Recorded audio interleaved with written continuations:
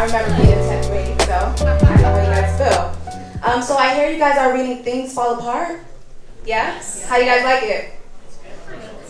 Okay, good. All right. So today, I'm going to read a little something for you guys, and then we're going to have a chief come in and tell us all about the culture. How do we feel about that? All right, cool. Okay, so if anyone has their books, I'm going to be reading from chapter 2. I'll let you guys get there. Page 9. Perfect, yes, page 9. All right. Okonkwo had just blown out the palm oil lamp and stretched himself on his bamboo bed when he heard the ogene of the town crier piercing the still night's air. Gum, gum, gum, gum, boom, the hollow metal. Then the crier gave his message, and at the end of it, beat his instrument again. And this was the message. Every man of Umu Ofia was asked to gather at the marketplace tomorrow morning. Okonkwo wondered what was amiss, for he knew certainly that something was amiss. He had discerned a clear overtone of tragedy in the crier's voice, and even now he could still hear it as it grew dimmer and dimmer in the distance. The night was very quiet. It was always quiet except on moonlight nights. Darkness held a vague terror for those people, even the bravest among them. Children were warned not to whistle at night for fear of evil spirits. Dangerous animals became even more sinister and uncanny in the dark. A snake was never called by its name at night because it would hear. It was called a string. And so on this particular night, as the crier's voice was gradually swallowed up in the distance, silence returned to the world. A vibrant silence made more intense by the universal trill of a million forest insects. On a moonlight night, it would be different. The happy voices of children playing in open fields would then be heard. And perhaps those not so young would be playing in piers in less open places. And old men and women would remember their youth. As the Igbo say, when the moon is shining, the cripple becomes hungry for a walk. But this particular night was dark and silent. And in all the 9 villages of Umu Ofia, a town crier with his ogene asked every man to be present tomorrow morning. Now I'm going to go skip to page 5. Chapter back to Page 5. Page 5, bottom paragraph. And this was specifically requested by Chief Remy, because he's going to introduce some of these things to you guys. All right. One day, a neighbor called Okoye came in to see him. He was reclining on a mud bed in his hut, playing on the flute. He immediately rose and shook hands with Okoye, who then unrolled the goat skin which he carried under his arm, and sat down.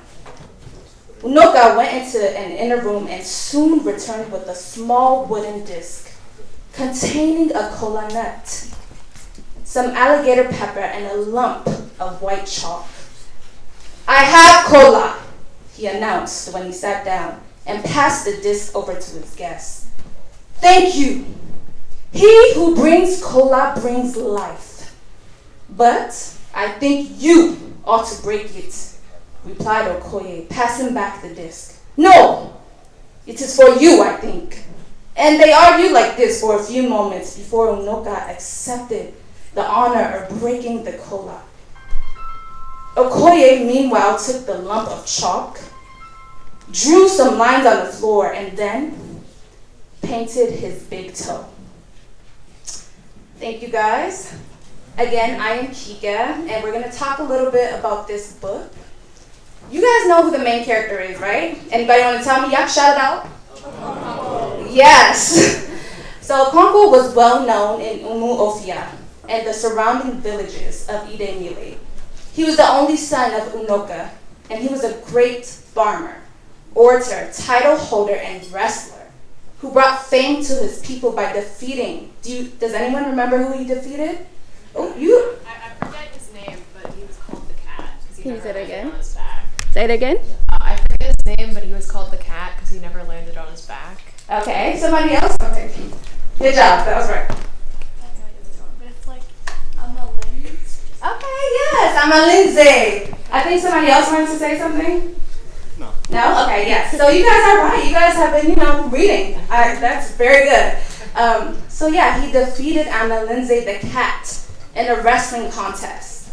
And in an agrarian community like this, he was known by the number of yams in his bands, his wife, and his children, and in his obi. Anybody knows what obi is from the book? It's like a hut. Okay. It's like a giant hut, pretty much. Yes, household. Look, these people are smart. Really smart. Yeah, so it was a household. And so he was not born into wealth. He earned everything by his personal effort. His father was a debtor who owed neighbors money and never cared to repay them. Does anybody remember, was he like his father or not like his father? No, exactly. He was the opposite of his father, both in words and deeds. He was a very courageous warrior who had defended Umuofia in wars. And as you read further, where are you guys now? I heard you guys are in chapter 7. Yes, as you read further, you will observe various attributes of Okonkwo. You will read about him as a hero or as a villain. He was not afraid of blood. So, we're going to talk a little bit about Achebe's literary style.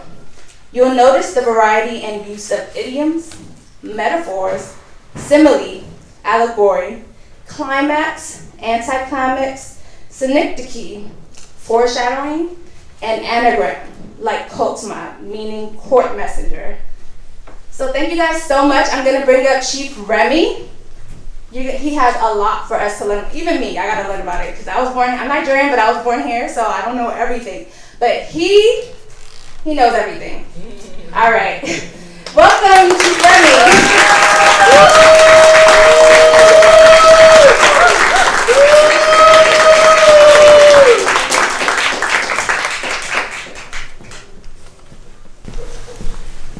Good afternoon, all. I thank you all, and most especially Benga and the group that involved me in this project. I thank you so dearly. It's an honor to be with you and share my side of Things Fall Apart.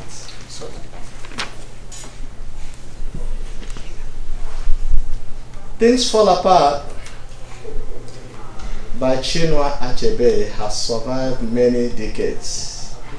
It wasn't a book printed yesterday. Some of the scholars that started with Things Fall Apart, most of them are late, and most of them died being professionals in their various fields. Some are literary giants and all that. But before then, for what we are doing today, before we get on this, I want us to do one thing. And what we will do is to talk about the setting of this book. When they give you a piece of literary work, you ask yourself, what is the setting of this book? What kind of culture are they talking about? Who is this? And what kind of people are they? This book talks about the lower Niger people, the Igbo people of Nigeria, and their culture, what makes them unique in the way they think, and all that. This is what happened in Things Fall Apart. It's talking about a culture that is undiluted, has never been diluted. They have never come in contact with anybody, whether European or what? They never came in contact with anybody. Just the way we are, the way we were born. We want to stay that way. We don't want any alien. You know how you battle with aliens and all those things. So things fall apart. Today we are talking about Umuofia. Before I talk about Umuofia, I'm going to base that on one assumption, that everybody in this room is from Umuofia. For that reason, I will say this. Umuofia Kwenu! You say, hey! Umuofia Kwenu! Hey! Umuofia Kwenu! Hey! Umuofia Kwenu! Hey! Umuofia Kwenu! Hey! This is like when you do east, west, north, south. That's how they communicate in their place. They don't have telephone. This is a community. The way they assemble people into the arena is by using either the wooden gong or the metal gong. When they're using the wooden gong, it's for something very deep. When they're using the metal gong, could be kong kong, kong kong, kong kong. But if it's wooden gong, they do goody goody goody. Go, go, go, go, go, go, go, go, go. That is run, run, run. It's an emergency. From the from the sound of the wooden gong, you could sense what is happening. In one of the occasions, Okonkwo was lying down, and all of a sudden, he said, "Oh, somebody must have died." It's in the book. So we are looking at a culture where everybody is a farmer. Everybody is a farmer. They don't have engineers. They don't have people of various professions. Everybody is a farmer. They have a common life. They get up in the morning, they go to their farm. After their farm work, they come back. What is going to be their life after that? They will eat. They'll come to the village arena and tell stories. If there are festivities, they will come out and enjoy the festivities. Most of their pastime sometimes is wrestling. When they come out, they wrestle. They know who is the hero. And sometimes you bring fame to your community through activities like that. Thank you for bringing Okonkwo. Okonkwo was a very big burden on my head, but I'm glad she took it away from me. And please give us a little insight about Okonkwo and how he lived his life. I want to get to chapter 2. You talked about chapter 2, how one of the daughters of Umuofia was killed by Mbe Onoah people. As we look at this culture, we are looking at shared beliefs, what the villagers hold, shared belief. You know what I know. There are penalties, and those penalties were prescribed by the oracle and the gods. It's not like you that have a law, where the law says what happens. If you run a red light, you get a ticket, right? It's not like that in Umuofia. They haven't seen an automobile before. It's the kind of culture we are talking about today. So having set the stage for this talk, let's talk about what the oracles hold. The oracles have it that if you spill the blood of an Umuofia person, you're going to pay for it. How do you pay for it? Some of them, they have laid down rules, things you got to do before you can appease the land and also the oracles. The Mbe Onoah people, they told them, you killed our daughter. We're going to send an emissary to you in the person of Okonkwo, who is their strongest man, and he will come to you. Only one thing is either you choose to go to war with us, or you give us a virgin and another young boy. the Mbino people accepted without questions. We don't want to fight. You take the virgin and you take the the virgin and you take the young boy. Okonkwo came to his village and told them, I'm back, and this is what happened. They said, okay, the lady, you go to the virgin, you go to Udo's house and replace and become Udo's wife. The young boy, you stay with Okonkwo's household until the oracles ask for you. So he's not just a member of their community. He was a ransom in payment of the blood they spilled. The oracle had laid that down, and it has to be followed. Another round of it, in a burial ceremony, Okonkwo's gun killed somebody accidentally. Remember, the gods have it laid down. If you spill the blood, you pay the price. Okonkwo had to pay the price, and the price was going to exile for 7 years. That was the price. It's laid down. There's no two ways about it. It's not something you say, oh, I don't want to go to jail because I have the money. You have to do it. That's what the oracles say. Let's talk about Ikemefune the boy. Ikemefune came and was in Okonkwo's house. He fitted in very well. Members of Okonkwo's family liked Ikemefune to the fact that Okonkwo had wished that Ikemefune even was his child. To the extent that Okonkwo was always feeling, hey, if Ezima, my daughter, were a male child, I would have loved it. But Ezima is a girl. Ikemefune stayed there until the oracle requested him. When the oracle requested for Ikemefune, they came for him. Nwoye, Okonkwo's son, who is not as vibrant as Okonkwo. Okonkwo has always felt disappointed about his own son.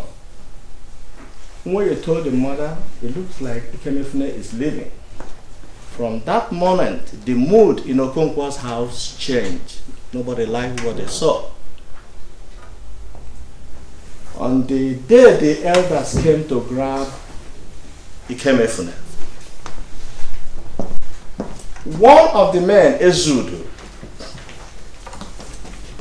rushed to Okonkwo. Can I have a word with you outside? Okonkwo came. He said, that boy calls you father.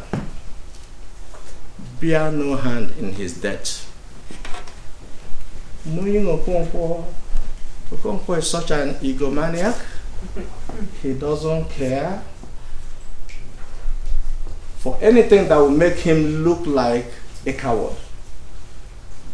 Okonkwo defied that and followed them to that mission of no return for Ikemefune. Ikemefune got killed, and Okonkwo came back troubled for days. He couldn't eat.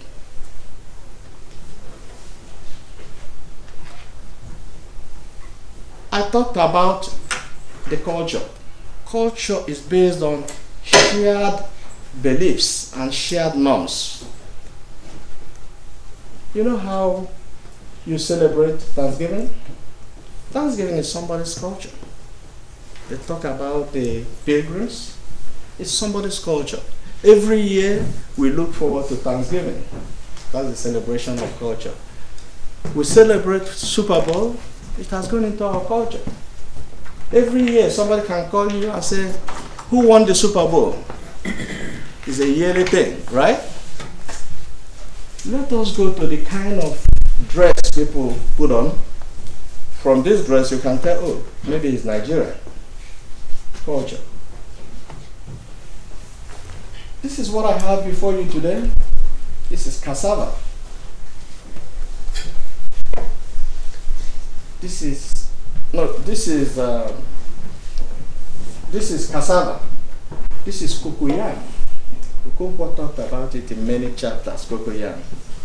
In fact, Okonkwo said planting cocoyam is a woman's thing. You saw it in the book. Okay. Okonkwo believed that this is a manly thing. And this is what gives you money. If you go through the chapters, you will read about palm wine. This is palm wine. In talking about palm wine, when they were about to split the palm wine, Okonkwo asked, which of you here has something in his hand, just got married? So if you got married newly, it is believed that you're going to drink the drag of this. Maybe it will help you in what you're doing to get a child or something. This is kola nut. This is kola nut. If you visit somebody from the Igbo or even West Africa, they will bring out kola nut. And in that kola nut, what he's saying is, he who brings kola nut brings life. So this is a form of welcome. Welcome to my house. You are welcome. You can come to my house, I give you everything. If I don't give you this, you may go home feeling you have not been, you didn't get the true welcome. You will read about palm oil. This palm oil came from the very tree that gave you palm wine. The book will talk about, oh, I'm going to tap my evening wine or my morning wine. This is it. The seeds from the palm tree. This is the product of the palm tree. Okonkwo talked in this book that palm wine, that oil, idioms, is the oil with which the Igbo people eat words. Among the Igbos of Nigeria, they don't speak if you don't hear one parable. Let's go here. Let's go here and see what I'm talking about.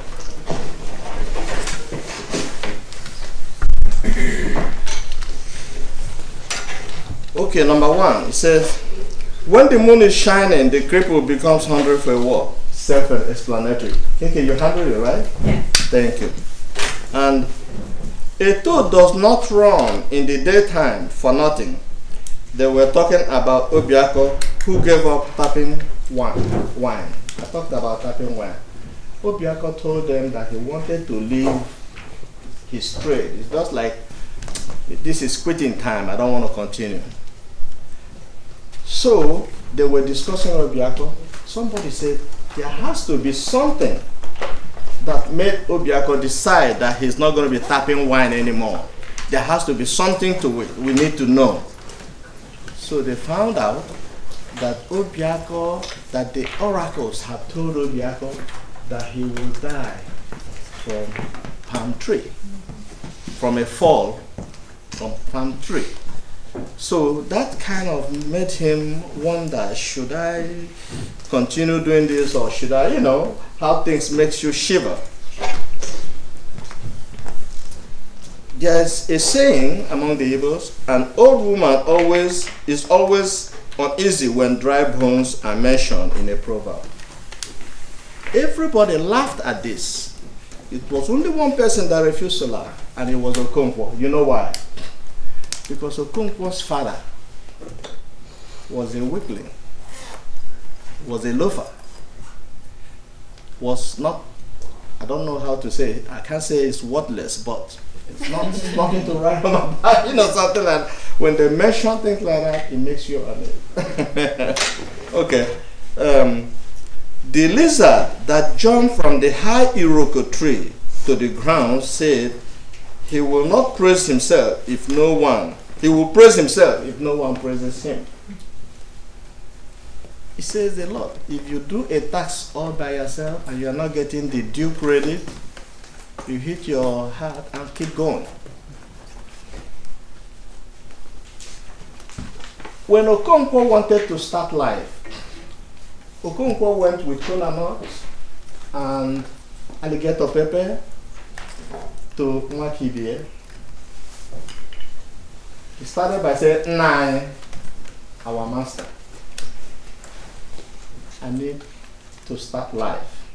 And to start life, I need some help. If I can borrow some young seedlings." His master was very happy. He said, in the world of today, when young people are not even interested in farming anymore and you are coming, Okonkwo was asking for 200 seedlings. He gave him more. I'm happy for you. I have refused to give people my young seedlings. He said it there. He said that Eneke the bird, Eneke is the bird. Eneke the bird has said, since men have learned to shoot without missing, that he has learned to fly without perching. Does that make sense? Mm-hmm. Simple. I will give you what you want. Go ahead and work yourself hard, an opposite of his father. So this book goes further into some areas I will take you to. You will not believe it. Conflict.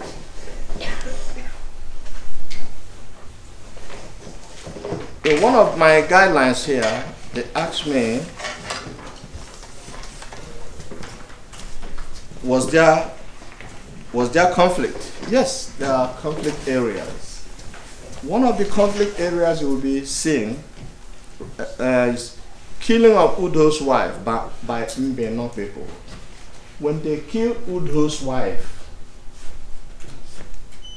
the oracles, remember when I first started, has it that if you spill somebody's blood, you have to pay. And the price those people paid was to give them a virgin and a young boy.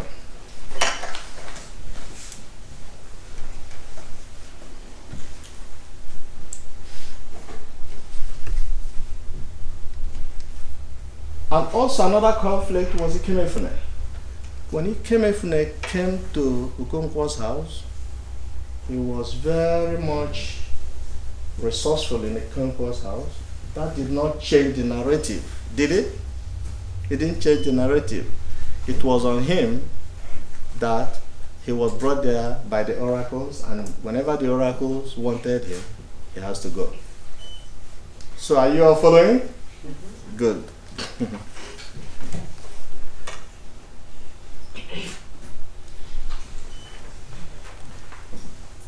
In one of the burial ceremonies, Okonkwo's gun, a piece of metal from Okonkwo's gun, struck Ezudo's little son, and he died. Here we go again. Penalty.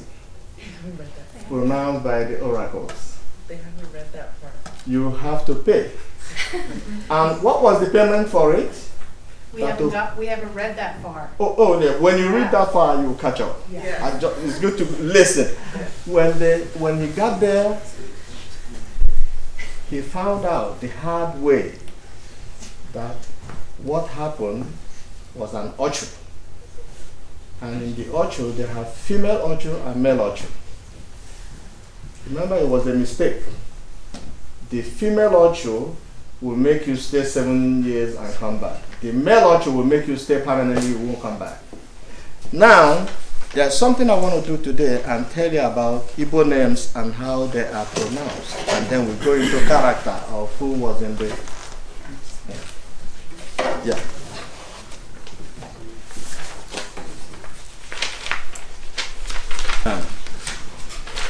When you hear Igbo names, even African names, generalizing, don't rush into pronouncing them the way you see them. They are pronounced differently. Okonkwo, English people say it's 2 syllables. Oko Nkwo. Oko Nkwo means somebody born on a market day. And in the market day is 4. Orio Afo Nkwo Eke. If you are born in any of those market days, you bear the name of that market day. So Okonkwo was born in one of those market days. Is there anybody here? I know most of you who have followed in the chapters we assigned know the names in this book. If I can get somebody to tell me a character he knows in the book. Anybody, any volunteers? Any character you know in the book? I know the names are difficult, but if you remember any of them. What's to say it? Someone's raised. Who? You? Who? Ezima. Kike Mefuna. Ike Mefuna. We've been talking about Mefuna all along. You got it. Ike Mefuna. Ike Mefuna means my power shall not lost. You know? My power. It's like you have a child, you name him Obinna. Obinna means the father's heart. Ikenna, my power. So Ike Mefuna is my power shall not lost. You know? And we have Obierika. Obierika, the heart is filled with things. You know how you have too many things in your brain. The heart, Obierika means the heart is filled. Ngoye is a child that is born in one of those market days I mentioned here. Then you have Ezudu. Yeah, you have A name that is in the book. A name that's in the book, and I have a few friends whose names this. I always wonder what it is. You know what Inkachi? Actually, you know what Inkachi means? Like the origin of that name. The name Ikechi? Yeah. Kechi. Yes, the origin of the name. Are you Kechi? No, He said yes. but he has friends I have that friends. have the name You are Ikechi. friend that Nkechi? Nkechi means the one, the gift from God. Nkechi nyere. That's the meaning of Nkechi. All of them, they have meanings. In the book, you saw Udo, the one that the wife was killed. Udo means peace.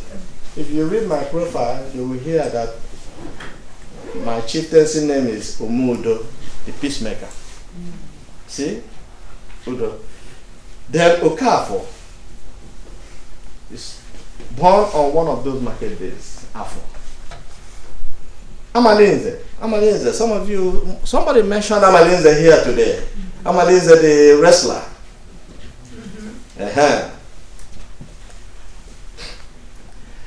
Amalinze, that's the pathway to the title holders. Amalinze the cat. Chielo, some of you will read about Chielo in subsequent chapter. You haven't gotten there, but you will get there. And Chika. Chika is the name of one of the oracles of the land. And Nwakibeya, the child that is greater than others. Unoka, Okonkwo's father. Unoka, the one that we say is a loafer. Then Ezima. Ezima is Okonkwo's daughter by the first wife. And Okonkwo had wished Ezima was a man because she was very hardworking, very supportive in the family. There's something I want to tell you all today about the culture and beliefs. This is a culture that has several hidden beliefs. They don't welcome twin children. Twin children are not welcome. They discard them, they throw them away. That's their culture. And if you die in that culture from a swollen stomach, they will send you to the oracles and they will discard you in the bushes. So it's a whole lot of things this culture believes in. And don't make a comparison thinking that this is a culture that has a constitution, or this is a culture that believes in a pledge of allegiance. There is no such thing. Their oracle prescribe how they live. So their constitution is based on what the oracles say. They say what you do. If you do what is not prescribed by the oracles, they will come after you, especially if there's penalty involved. As you read this book, there is something that is very, very important. Okonkwo and a group of men went and destroyed the European church. When they destroyed the European church, they were mad. They arrested them. Now it's towards the end. They arrested them and put them in jail. The commissioner's office ruled that those men that were arrested must pay a fine of 200 cowries before they could be released. The interpreters, remember these people are undiluted, they don't even hear English. The interpreters went and told them that they have to pay $250. So they told the villagers that we are going to kill these people, we are going to execute them if they don't pay that money. The Umuofia people came with $250, not knowing that $50 was going to be put in the pocket of the interpreters. I thank you all for listening, and this is an adventure venturing into a culture you are not used to. If you get the names right, you will come out flying in this project. Thank you very much.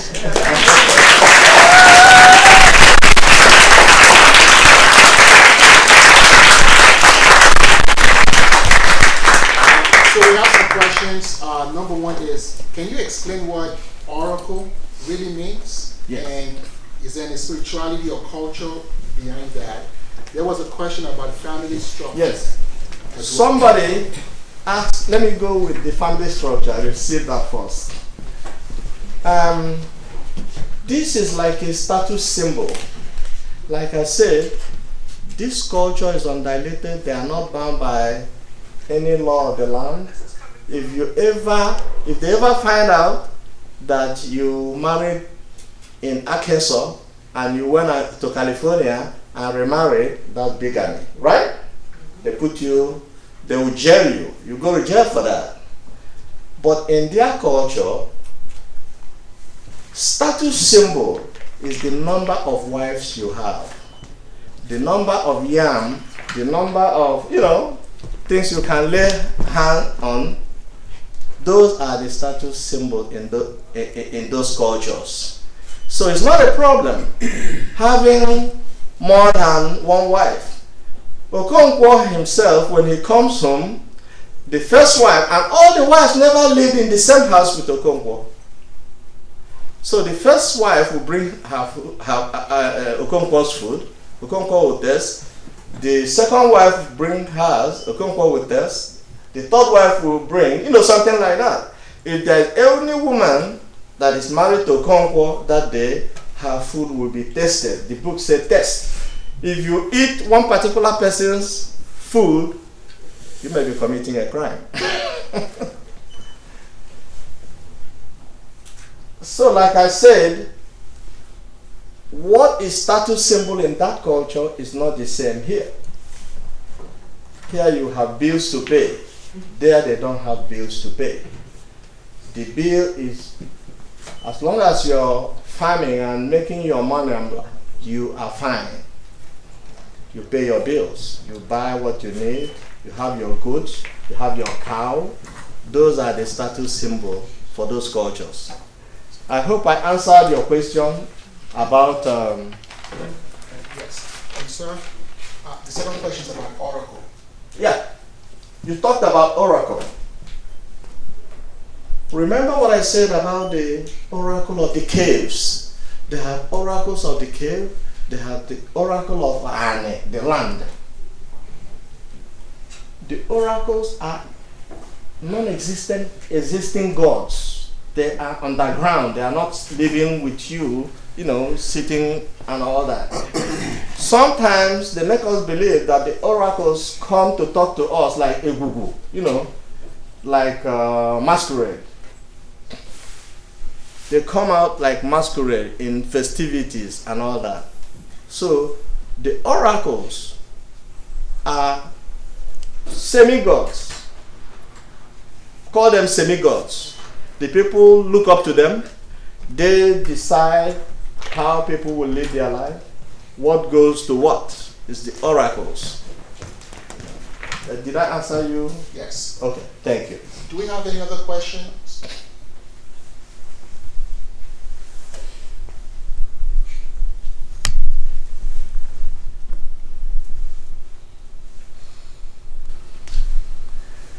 I want to help you understand this book. I want to help you understand it. Yeah, go ahead. Is that palm wine like straight from the one on the table?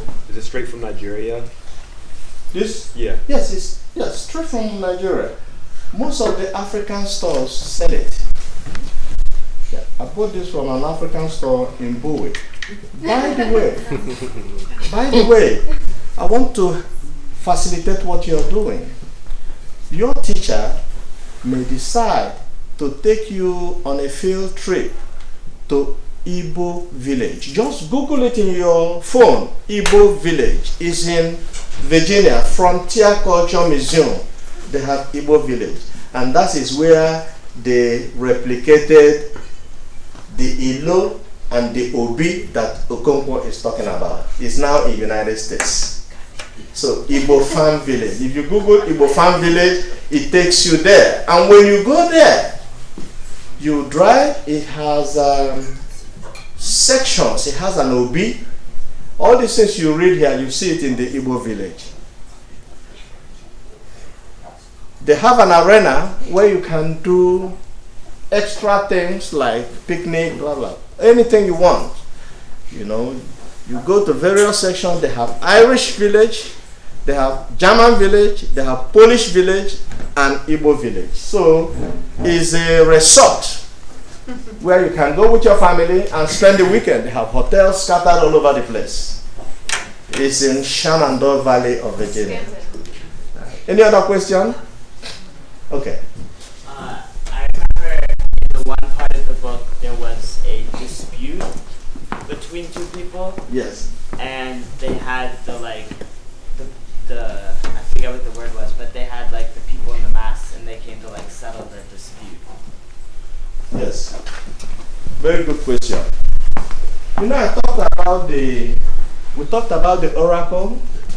Oracle involves itself in settling disputes in the community. The oracle have something. Oracle wants people, be careful what you do.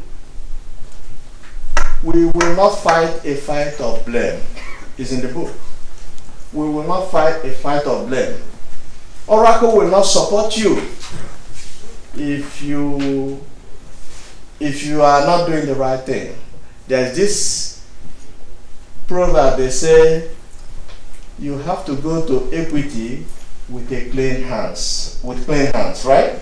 You go to equity with clean hands. You don't go to equity when your hands are soiled. Thank you for that question. Any other question? Yeah, go ahead. I want to ask, does the Week of Peace still exist in Nigeria, or what is the culture? Huh? Is it the Week of Peace tradition still exists in Nigeria, or is it something old? Good. We talked about Week of Peace. During the planting season, before they go into the planting season, they will have to go to the oracle and do some ritual to appease the oracle. Hey, we're about to start the new planting season, and we have come to conjure with you that you will help us get a good harvest. In the Week of Peace, you don't do certain things. You don't curse your wife in the week of peace. You don't hit your wife in the peace of peace. Okonkwo, out of anger, emptied his anger on the wife in the peace of. In fact, Okonkwo wanted to shoot the wife. He shot the wife and missed in the week of peace. And the oracles were going to come after him. But somehow, they were in the midst of a whole lot of things. They didn't want distraction. They didn't want distraction. That's a good question. Thank you for bringing that up. So you talk to decisions? The oracle? Yeah, but also don't the Igbo make decisions like in the court and that kind of thing? Igbo is a part of the oracle. Ah. Igbo is the messenger of the oracle. Now you got it. Okay. Igbo is a part of is the messenger of the oracle. Igbo are those masquerade. All of them report to the oracle. And yeah. It mentions Okonkwo, unlike his father, has titles. Are those titles still in effect today or similar? Yeah, they're still in effect. That's why I have the cities. I'm an Omudo. That's a title. When I go to Igbo land, the moment I go, they will sit me, assuming I come to the state of Maryland, and there is a very big festivity, they will announce, who are the titled men here? Everybody will come out. They will sit us at the second row. We will sit at the second row, just to recognize that we're part of governance, you know. We're not the leader, but we're part of governance. So, any other question?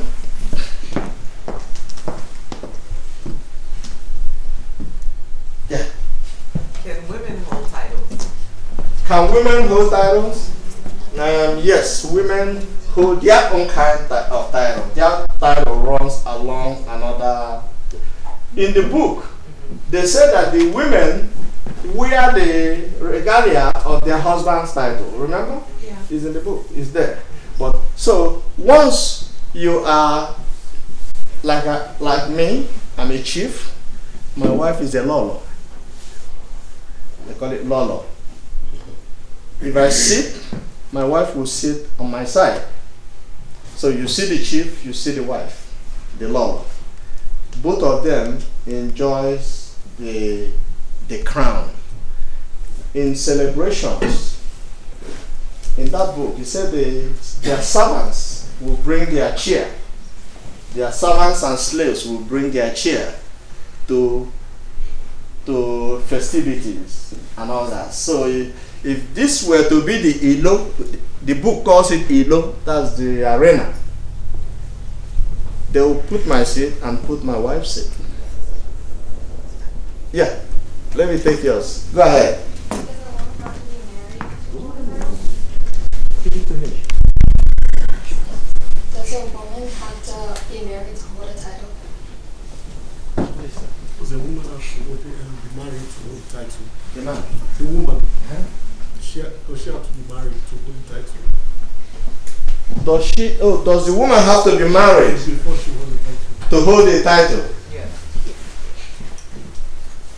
They didn't emphasize that in the book, but to be honest to you, in those African communities, there is this thing they have about women that I don't like and I don't share. If you see Okonkwo, he's too macho, always talking about. There was a time a lady asked him, is the first time they brought Ike Mefune, asked, is Ike Mefune going to be with us? He said, be quiet, do what you're told. Remember? So the community has been like that. They have this thing that women are to be seen, not heard. That was there. In cultures of today, I don't see it happening. You know, Okonkwo, when you look at Okonkwo, you begin to wonder he must be gender biased to fit into the world of today, right? Any other question?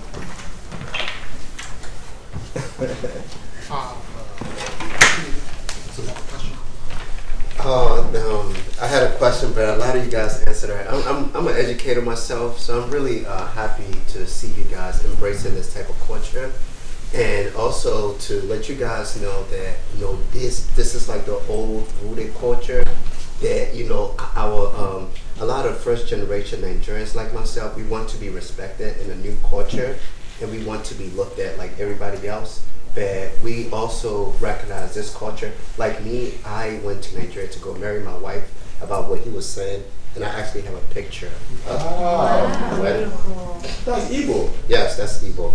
That's Igbo. Yes. You can talk about it. This was like 3 years ago. My goodness. Yeah, so but my wife, she's from here. Yeah. She's from DC. Oh, wonderful. Yeah. But Can she's I? a Lola. She's Lola? Yes. Yeah, because I can see your... Yes. My title for my chiefess is Ahu Chatanda. Ahu Chatanda? Yes. Why don't you greet me like a chief? Yes. I will greet them public. Can I borrow 5 minutes? Yes. Thank you. There is a story I want to share with you in this book. And all of them. And when it was time to go, Toro said, wait a minute. This kind of celebration, somebody has to be our spokesperson. Who's going to be the spokesperson? They said, well, since you suggested it, you might as well be that spokesperson. They said, sure. Toro said, won't it be nice if we have a name? They said, that's doable. Let's take a name. All of them started taking names. Toro decided, my name is all of you. That was his name. So they set out and flew to the sky, and they were hovering, and they went to their guests. Their guests welcomed them, and somehow they brought food. Toro saw that food, and it was very appetizing. He asked them, whose food is this? The people say, it's for all of you. Remember, Toro took a name, all of you. Toro ate up all that food. Ate up all that food. Every one of the birds got mad and took away their feather from Toro. So when all of them took their feather, Toro was left in the sky with no feather to fly down. Toro saw one of the birds who kind of was sympathetic. He said, can you go and tell my wife to bring out every soft spot in the house? This guy said, I will do that. He went and told Toro's wife, your husband said you should bring out all the hard stuff in the house. So Toro saw them bringing things out. He was so happy. Toro dived and got into the hard stuff and crashed. That is why when you see Toro today, the body has patches. Things fall apart. Landed on the ground and is no more the same. Things fall apart, the center cannot hold. Mere anarchy is lost upon the world. Thank you.